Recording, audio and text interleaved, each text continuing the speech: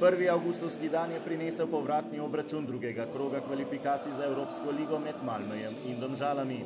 Potem, ko se je prva tekma v športnem parku končala z remijem 2:2, je rumene na novem stadionu Malmöja pričakalo kar 12.348 glasnih gledalcev.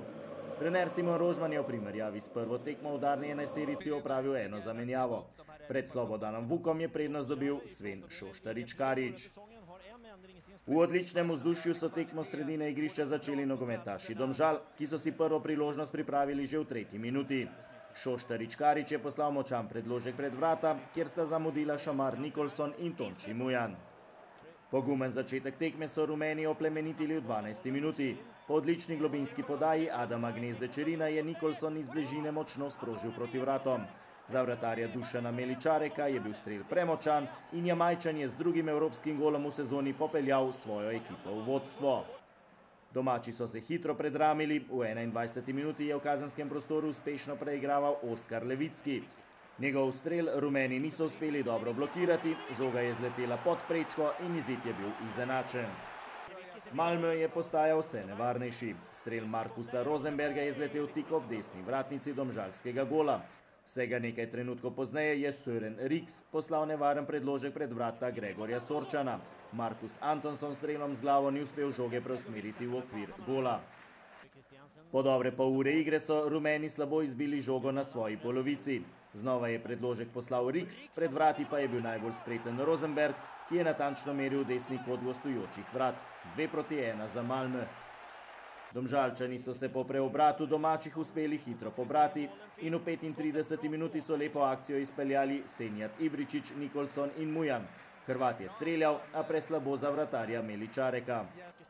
V 41. minuti je Ibričić z lepo globinsko podajo našel Nikolsona, Jamajčan je z razdalje streljal previsoko.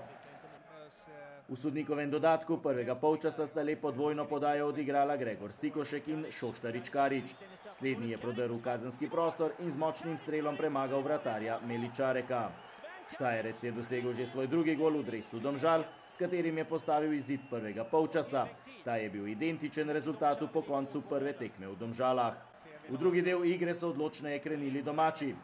Strel Žoja Ingeja Bergeta z glavo je brez težav zaustavil vratar Sorčan. Domžalčani so nemudoma odgovorili. Po podaji Matijasa Kajta je Sikošek z razdalje streljal previsoko. V 55. minuti je Anders Christiansen nevarno preigraval v kazenskem prostoru Domžal. Rumeni so odbili do Rosenberga, ki je iz ugodnega položaja streljal za las mimo desne vratnice. Po slabi uri igre obetaven napad Domžalčanov. Po podaji Kajta je Čorluka sprožil z levico, preslabo za novo spremembo izida. Rumeni so še naprej poizkušali priti do tretjega gola. Po lepi dvojni podaji Vuka in Ibričića je slednji poslal predložek pred vrata. Nikolson je ob dveh branilcih prišel do strela z glavo, a je žogo poslal mimo vrat. Sledil je odgovor Malmöja. Po napaki Kajta je Christiansen podal do Rosenberga, ki je močno sprožil. Z odlično obrambo se je izkazal Sorčan. Rosenberg je bil znova nevaren v 65. minuti. Po dvojni podaji z Riksom je sprožil za las mimo gola. Že v naslednji minuti dolga podaja Sorčana. Odlično je skočil Nikolson, Vuk pa je žogo podaljšal do Sikoška. Ta je v kazenskem prostoru našel Gnezdo-Čerina, ki je iz ugodnega položaja streljal previsoko. Izjemno plodno obdobje tekme je v 67. minuti začinil še Christiansen, čigar strel so rumeni odbili in žoga je švignila mimo vrat v kot. Vsega 2 minuti pozneje je Josip Čorluka pobegnil po desni strani. S predložkom je našel Gnezdo-Čerina, ki je z glavo streljal naravnost v roke vratarja Meličareka. Sledilo je zatišje vse do 83. minute, ko so domači izvajali kot. Po podaji Behranga Safarija se je pred vrati najbolje znašel Rasmus Bengtsson, ki je z glavo žogo poslal v mrežo. Švedi so povedli s 3:2. Domžalčani so v zaključku tekme poizkušali priti do izenačenja, a so izkušeni nogometaši Malmöja nadzirali potek igre in tudi uspešno kratili čas.